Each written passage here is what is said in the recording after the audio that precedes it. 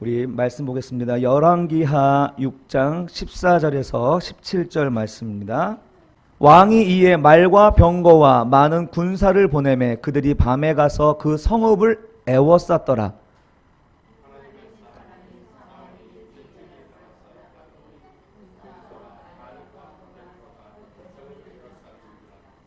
대답하되 두려워하지 말라. 우리와 함께한 자가 그들과 함께한 자보다 많으니라 하고 그의 눈을 열어서 보게 하옵소서 하니 여호와께서 그 청년의 눈을 여심해 그가 보니 불말과 불병거가 산에 가득하여 엘리사를 둘렀더라. 아멘. 자, 오늘 제목 한번 읽어보실까요? 제목을 너무 적나라하게 얘기하면 내용을 다 파악하고 계셔서 하고 말았습니다. 내용을 다 파악하면 설교를 안 들으시더라고요. 워낙 설교를 많이 들으셨기 때문에.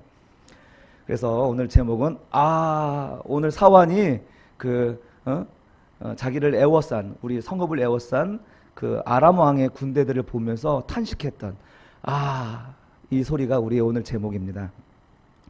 여러분, 하나님의 은혜 하면 뭐든지 하나님이 다 해주시고 난 가만히 있으면 된다라고 생각하세요 혹시? 예? 가만히 있어도 하나님이 짠 하고 나타나셔서 이 모든 문제를 딱 해결해 주시는 거, 이것이 은혜라고 혹시 생각하세요? 물론 하나님은 우리가 할 수 없는 거, 아무것도 우리가 손 쓸 수 없는 그때에도 우리를 도와주시고 일하시고 인도해 주신다는 것은 분명한 사실입니다. 그러나 우리의 싸움이 항상 그런 특별한 상황은 아니잖아요. 어디에 갇혀 있거나 어디에 몰려 있거나 항상 그런 건 아니잖아요. 대부분의 많은 싸움은 우리들의 일상생활 속에서 일어나는 싸움이에요. 그럴 때도 그냥 넋놓고 하나님이 해주시겠지 기다리면 그게 은혜일까요? 성경에 보면요, 그게 아니라는 것이죠. 그 성경을 잘못 이해한 거예요. 지난주 설교 여러분 기억하세요? 하나님은 우리가 이가 날카로운 타작기로 만들어 주신다고 그래요. 타작기. 원래 우리의 존재는 버러지라고 그랬죠. 이사야 41장에는 너희 버러지 야곱아. 우리의 존재는 버러지 같은 사람이에요. 이빨도 없고 무뎌서 뭘 할 수 있는 존재가 아니에요. 그런데 이가 날카로운 타작기로 삼아주셔서 산들과 작은 산들을 타작해서 가루로 만들어버리는 그런 능력 있는 자들로 만들어주신다는 말씀이었어요. 그런데 중요한 메시지가 뭐였습니까? 그날 타작은 누가 해요? 내가 하는 거예요. 내가. 타작은 내가 하는 거예요. 하나님이 해주시는 게 아니라 내가 하는 거예요. 지난주 설교 말씀 가운데 신명기 말씀에 이런 말씀이 있어요. 여호와께서 너를 대적하기 위해 일어난 적군들을 내 앞에서 패하게 하시리라. 그들이 한 길로 너를 치러 왔으나 내 앞에서 7길로 도망하리라. 자, 원수가 저 멀리서 사라지는 건가요? 아니죠. 원수가 내 앞에까지 오는 거예요. 코앞까지 오는 거예요. 코앞까지 와서 나를 두렵게 하는 거예요. 그런데 내 앞에서 물리친다는 거예요. 뭡니까? 하나님이 내 앞에까지 올 때까지 기다려서 물리치겠다는 그 뜻이 아니라 나의 믿음을 써서 내가 믿음을 사용하여서 그 원수들을 물리치라, 이런 말씀이었잖아요. 우리가 무능할 때가 언제냐면 이 날카로운 타작기, 그것을 작동하지 않을 때 무능한 거예요. 아무것도 할 수 없는 거나 하지 않는 거나 똑같은 거예요. 사탄은 언제나요? 사람 안에 있는 이 위대함을 보지 못하게 하는 것이 그들의 전략이에요. 그 능력을 사용하지 못하도록 우리를 시험하고 그리고 유혹하고 회방을 놓는 것이 사탄의 전략이라는 거예요. 자리로 와, 내가. 오늘 본문에서 마찬가지입니다. 오늘 우리가 어떤 존재로 나타나고 있는지 여기에 등장인물을 통하여서 우리가 한번 살펴봤으면 좋겠습니다. 우리 열왕기하 6장 14절 제가 읽겠습니다. 왕이 이에 말과 병거와 많은 군사를 보내매 그들이 밤에 가서 그 성읍을 에워쌌더라. 여기서 우리의 존재가 어떤 존재인지 드러납니까? 바로 드러나진 않죠. 잘 생각해 보세요. 우리 여러분 성경 묵상할 때 이런 식으로 성경 묵상하면 좋겠어요. 자, 우리의 존재가 어떤 존재로 드러나고 있습니까? 위기를 만난 존재인가요? 이젠 절망적인 상황을 만난 존재인가요? 따라합시다. 우리야말로 세상이 두려워하는 존재다. 자, 본문을 잘 살펴보세요. 겉으로는 완전히 포위당했습니다. 그리고 희망이 없고 끝입니다. 맞죠? 그러나 잘 살펴보시면 언제 그들이 이것을 포위했습니까? 언제? 우리 4학년 친구들 언제? 밤에. 여기 보면 써있잖아요. 밤에 와서 진을 친 거예요. 조용히 몰래 와서 그들을 성을 감싼 거예요. 그렇죠? 그리고 말과 병거가 등장하죠. 말과 병거가 등장한다는 것은 전쟁을 수행하기 위해서 나아갈 때 말과 병거가 등장하는 거예요. 그리고 또 군사가 어떻다고요? 많은 군사라는 거예요. 그 엘리사 하나 잡겠다고, 엘리사 하나 상대하겠다고 밤에 몰래 와서 전쟁을 수행하기 위한 말과 병거를 동원해서 그 수많은 군사들을 동원해서 잡겠다고 성원을 애워싼 거예요. 제가 무슨 말 하려고 하는지 아세요? 겉으로 볼 때는 우리는 상당히 위기를 만난 거죠. 그래서 겉만 볼 수밖에 없는 그 상황, 현상만 볼 수밖에 없는 상황은 어떻게 말합니까? 아, 네 주여, 이젠 끝장났습니다. 난 죽게 되었습니다. 이렇게 얘기하는 거예요. 그러나 잘 생각해 보면 아람 왕은 지금 엘리사를 두려워하고 있는 거예요. 엘리사를 두려워하기 때문에 그 수많은 군병들을 데리고 와서 그 성을 조용히 밤에 몰래 애워싼 거예요. 아람 왕이 엘리사를 얼만큼 두려워해요? 그가 동원한 군사만큼. 내가 엘리사를 이기기 위해서는 이 정도는 필요하겠다라고 생각한 거예요. 무슨 말인지 알죠? 이 정도가 안 되면은 지겠다는 생각인 거잖아요. 그러니까 이 정도면 우리가 엘리사를 이길 수 있다. 그러니까 엘리사를 아람 왕이 두려워하는 것이지, 엘리사는 지금 이 본문만 보면은 전혀 두려워하는 모습을 볼 수가 없는 거예요. 게다가 밤이 왔는데 아침이 되도록 공격을 하지 않잖아요. 여러분, 누가 두려운 존재입니까? 아람 왕입니까? 엘리사입니까? 우리가 두려운 존재예요. 우리가 하나님을 믿는 하나님의 백성들이 바로 두려운 존재인 거예요. 촛불의 크기와 면적을 생각해 보세요. 촛불이 불타고 있는 그 촛불의 크기와 면적을 보면은 뭐 커봐야 뭐 10제곱센티미터밖에 더 되겠습니까? 그러나 이 어두움이 이 작은 촛불을 끄기 위해서 엄청나게 어둠을 퍼부은다면 얼만큼의 어두움을 퍼부으면 이 촛불을 이길 수 있을까요? 얼마나 칠흑 같은 어둠이 오면은 이 촛불을 이길 수가 있을까요? 네, 촛불을 결코 어둠이 이길 수가 없는 거예요. 우리는 절망적인 어떤 상황을 직면하게 되면요, 쉽게 낙심해요. 두려워 떨며 무서워 떱니다. 그런데요, 두려움에는 실체가 없는 거예요. 두려움에는. 그것이 아무리 칠흑 같은 어둠이라 할지라도 아무것도 아닌 거예요. 아무것도. 하고 성냥불에 불이 켜져서 초에 딱 붙여지면은 그렇게 무섭고 어둡고 나를 떨게 했던 그 어둠. 우리 한솔이는 지금도 화장실에 불이 꺼져 있으면 무서워 막 이러는데요. 불을 딱 켜면 우리는 이렇게 불만 꺼져 있어도 사실 두려워해요. 저도 어두운 길을 걸어갈 때 혹시 뭐가 나타나지 않을까 이런 두려움을 갖고 있어요. 그러나 불이 탁 켜지면, 가로등에 불이 탁 켜지면 그 어둠은 사실 실체가 없는 겁니다. 그래서 이제 우리 사도 바울 선생님은 이렇게 얘기하죠. 너희가 전에는 어둠이더니 이제는 주 안에서 빛이다. 너희가 빛이다. 예? 빛의 자녀들처럼 행하라 라고 말씀하시죠. 빛의 자녀는요, 그 존재가 빛이에요. 내가 아무리 작은 촛불이라도 그 존재가 빛인 거예요. 그건 실체예요. 빛을 나타내려 할 필요가 없어요. 왜? 빛은 그 존재의 속성이니까. 그러니까 너희는 빛의 자녀처럼 행하라.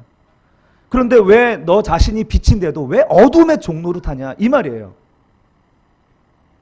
여러분, 우리의 존재를 자각하는 것이 신자입니다. 우리가 어떤 사람이요? 우리 대단히 무서운 사람이에요. 할렐루야. 어떻게 그러면 이렇게 약하고 약한 우리가 세상이 감당할 수 없을 만큼 두려운 존재가 되었습니까? 한번 따라해 봅시다. 하나님이 우리를 크게 평가하시기 때문입니다.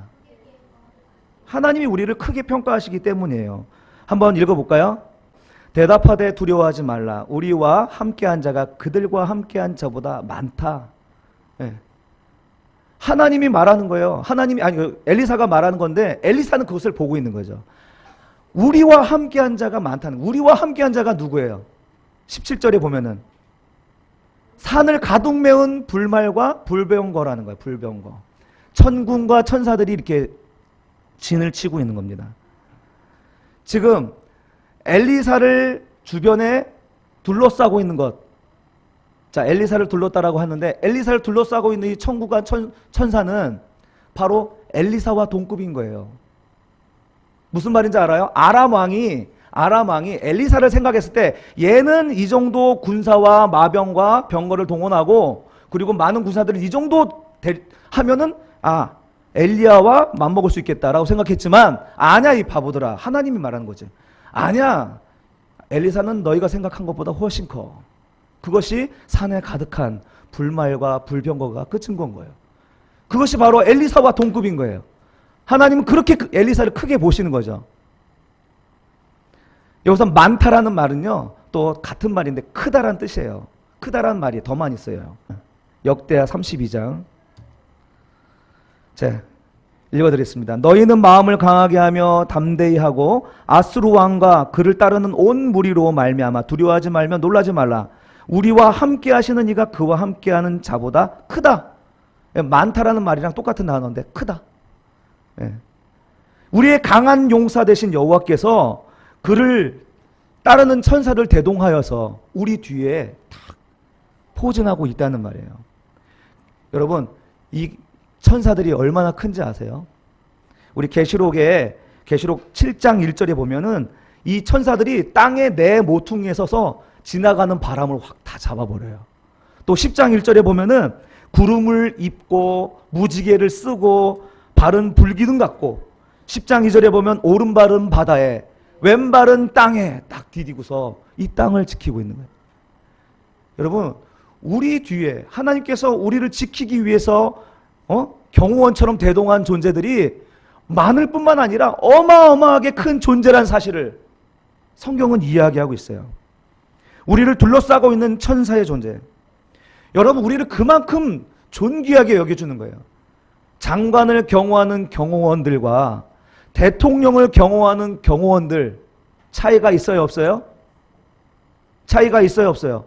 있죠. 왜 차이가요? 왜 차이가 나요? 그의 직급에 따라 차이가 나는 거예요. 대통령이니까 빈틈없는 대통령에 걸맞는 경호가 필요한 거예요.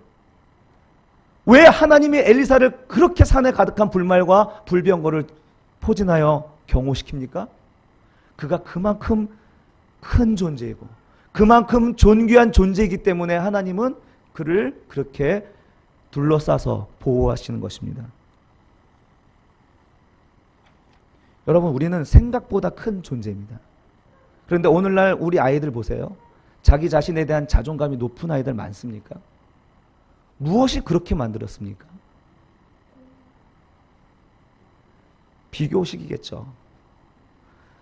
여러분, 성경은 하나님의 말씀은 너희의 존재를 자각하라는 거예요. 너희가 대단히 시시한 인간들이 아니야. 너희들은 대단히 존귀한 사람들이 누누이 얘기하지만 오늘 우리가 살아가는 시대에 병처럼 퍼지고 있는 것은 나는 아무것도 아니야. 난 벌레 같은 존재야.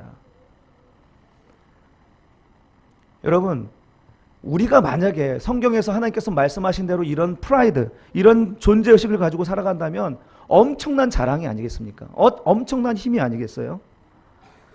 이런 프라이드, 이런 존재감을 알고 있는 사람들은요, 세상에 대하여서 항상 승리하며 낙심하지 않았습니다. 언제나 신자다운 삶을 살았습니다. 그의 존재 자체가 그 사회에 영향을 주는 사람이 되었습니다. 그가 무엇을 하지 않아도 그가 사는 것 자체가 사람들에게 빛이 되었습니다.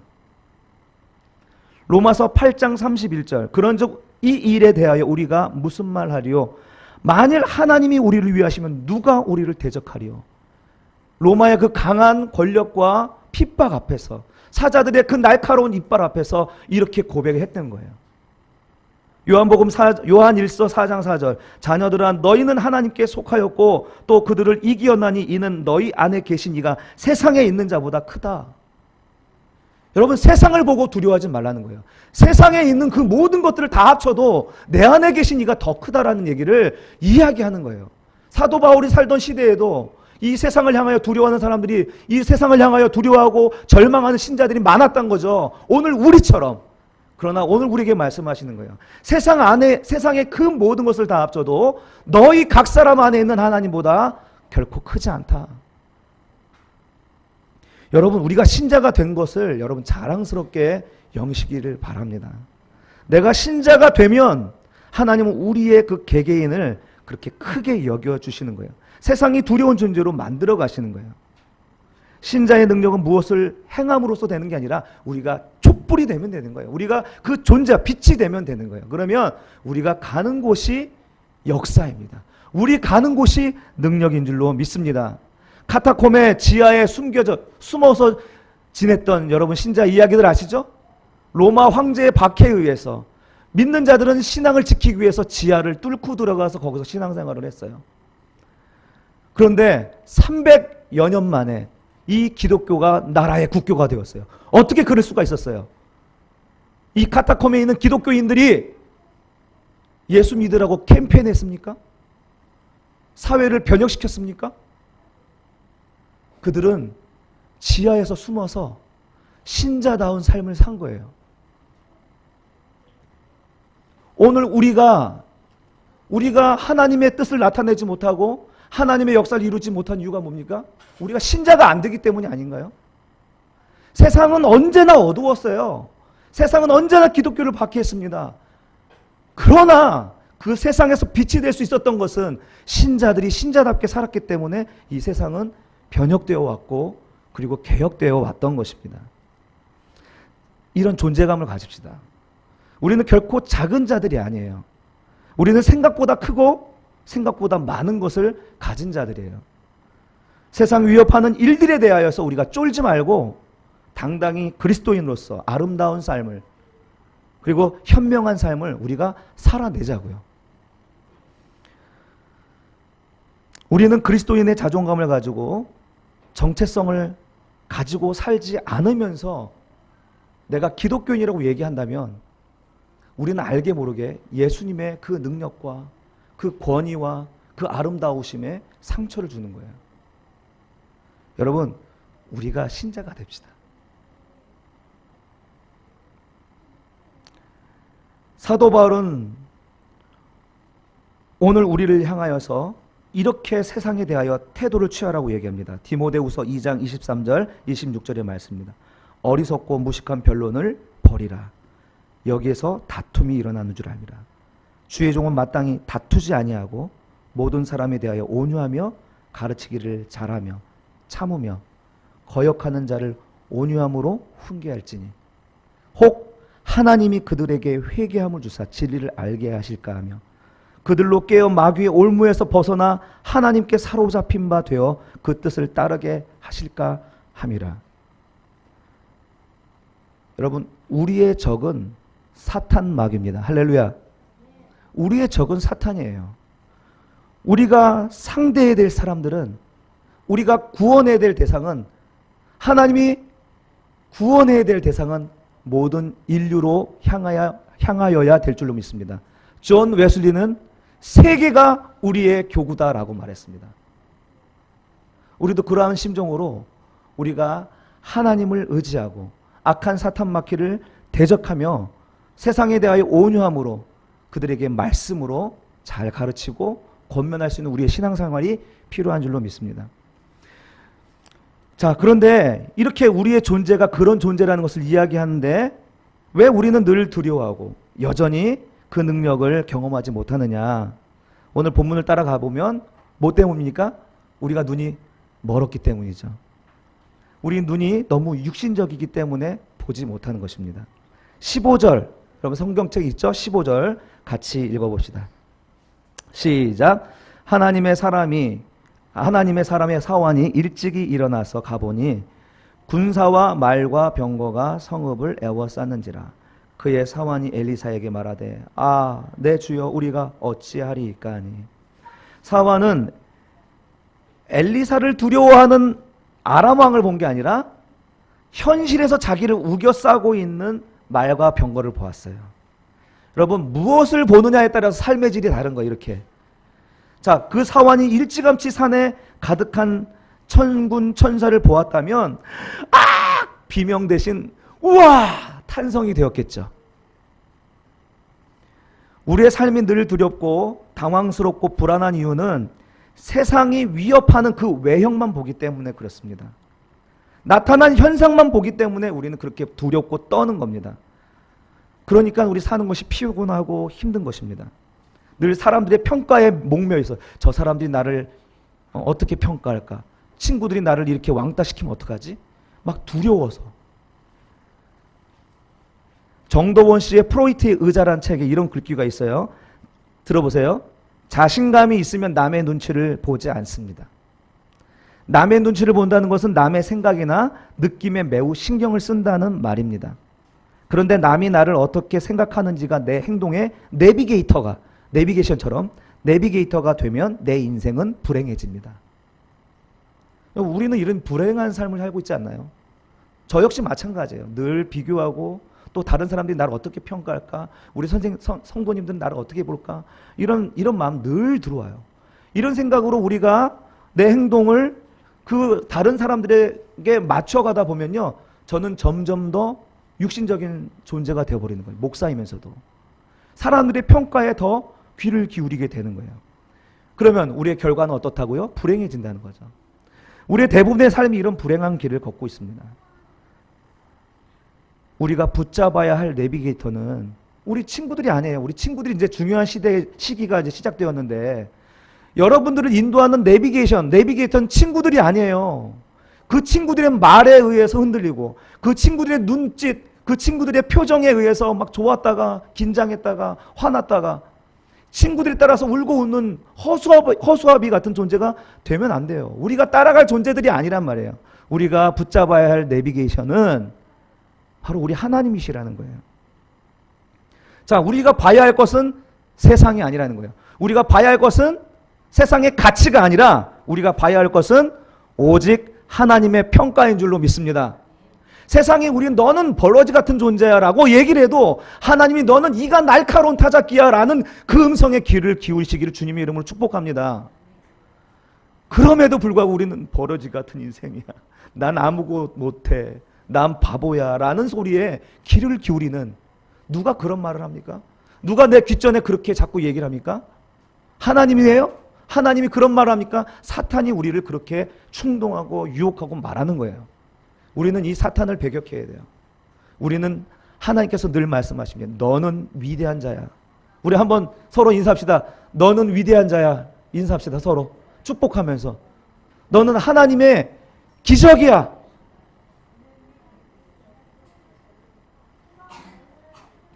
예전에 마커스라는 집회에 청년들을 데리고 간 적이 있어요. 저도 이제 뭐 나이가 많지 않을 때였으니까. 삶이 얼마나 힘들고 사람들의 비교와 평가, 나를 어떻게 생각할까 하는 거기에 꼭두가시처럼 피곤한 삶을 살았던 청년들이 거기 가서 막 춤추며 즐거워 막 노는 거예요. 찬양하는 거야. 저도 너무 좋더라고요.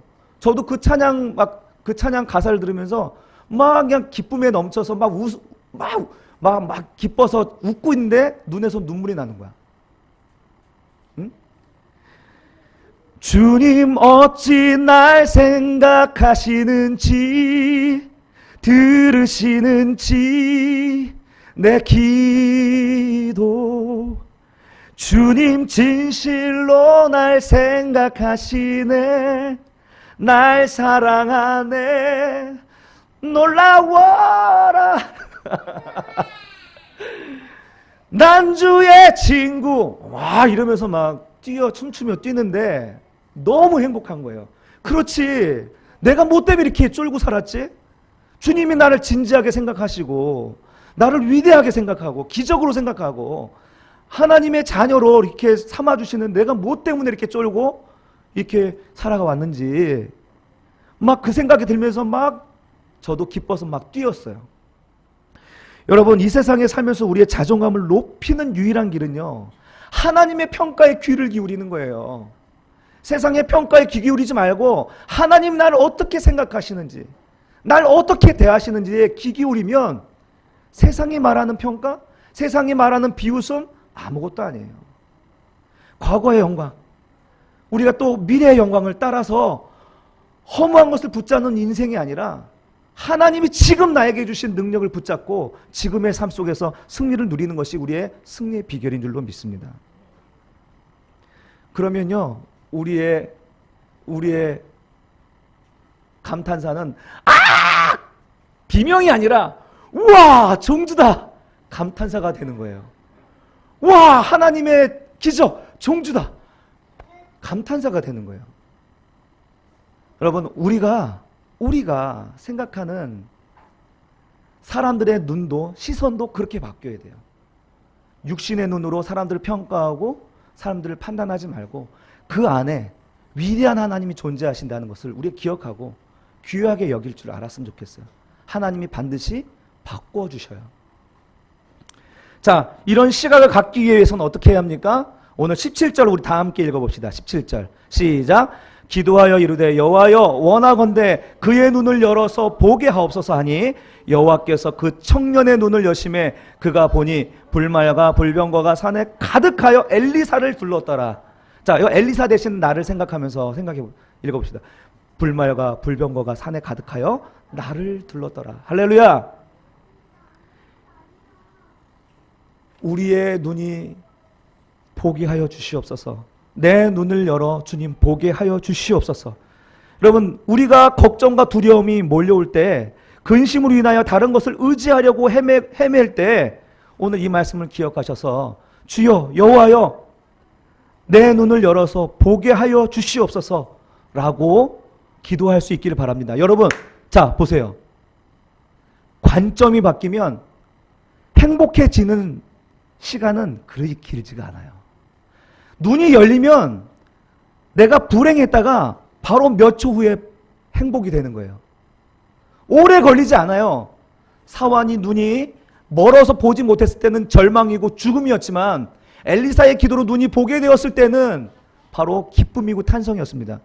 여러분, 지금 우리가 무엇인가에 가려서 두려움에 쌓여 있고 무엇인가에 가려서 내가 염려와 걱정 속에 있다면 하나님 내 눈에 꺼풀을 벗겨주시고 내가 하나님께서 보여주신 것을 하나님이 말씀하시는 그 비전을 하나님이 평가하신 그 말씀을 들을 수 있게 도와주십시오. 이렇게 기도하고 하나님 평가가 귀에 들려지면 그건 내 마음에 믿어지면 여러분 그 순간 기쁨입니다.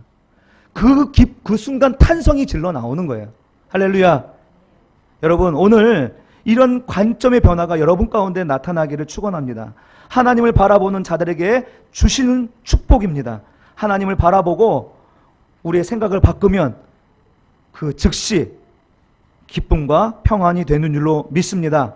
잊지 마십시오. 세상은 참 그리스도인들을 두려워합니다. 여러분들을 시시한 사람 아니에요. 그리고 시시한 사람을 몰아붙이지 마세요. 여러분 각자는 대단히 하나님이 위대하게 크게 생각하는 사람들이라는 것을 기억하십시오.